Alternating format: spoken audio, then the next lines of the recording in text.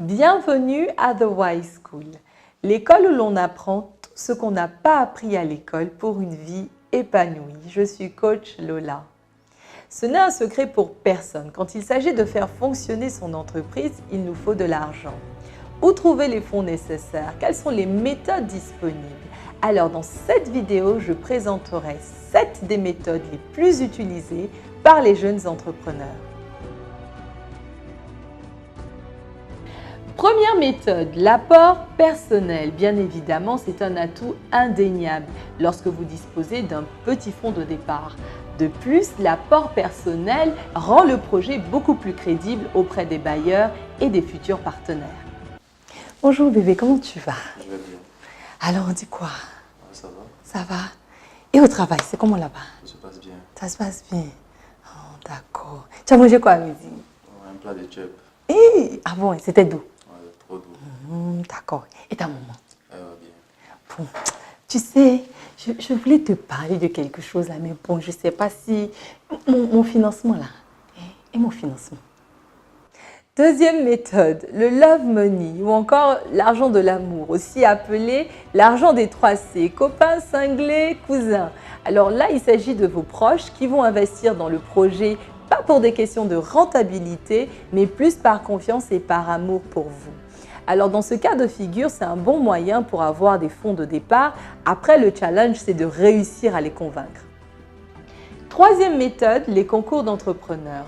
Les concours d'entrepreneurs constituent un réel moyen pour lever des fonds. Il existe dans la capitale ivoirienne plusieurs concours, notamment celui de la CGCI Academy.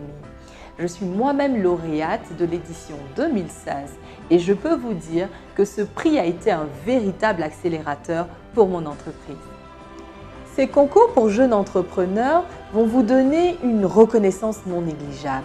Ils vont permettre d'augmenter la confiance de vos futurs partenaires. Alors si votre projet est en cours de création ou vous venez juste de démarrer votre activité, il y a de fortes chances que vous soyez éligible. Alors profitez-en. Quatrième méthode, le financement participatif ou encore le crowdfunding. Alors il s'agit d'une méthode qui utilise Internet et qui met en relation des créateurs d'entreprises et des investisseurs.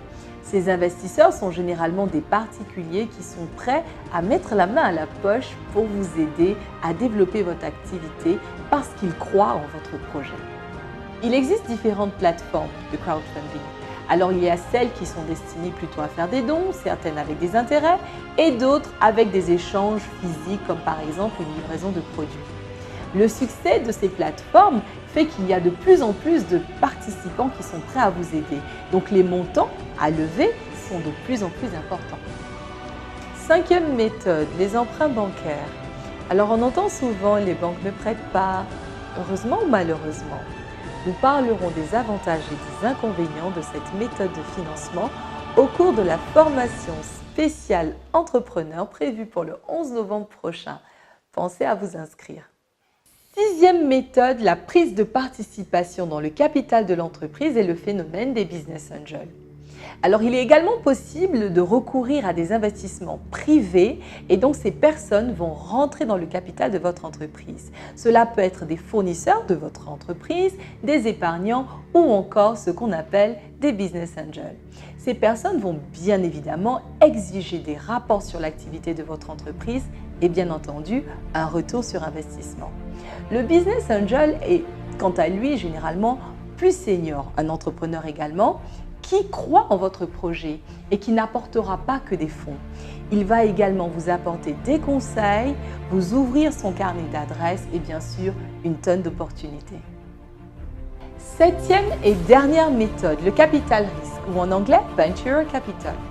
Dans cette méthode, il est possible de lever énormément d'argent, des milliards de francs CFA sont disponibles. Les investisseurs en capital risque vont prendre beaucoup plus de risques proportionnellement à la plus-value recherchée. Alors ils vont être très regardants quand il s'agit de la constitution de votre équipe. Il est important de constituer la meilleure équipe, une équipe cohérente, tant au niveau des connaissances et des expertises que vous allez rassembler pour développer le projet.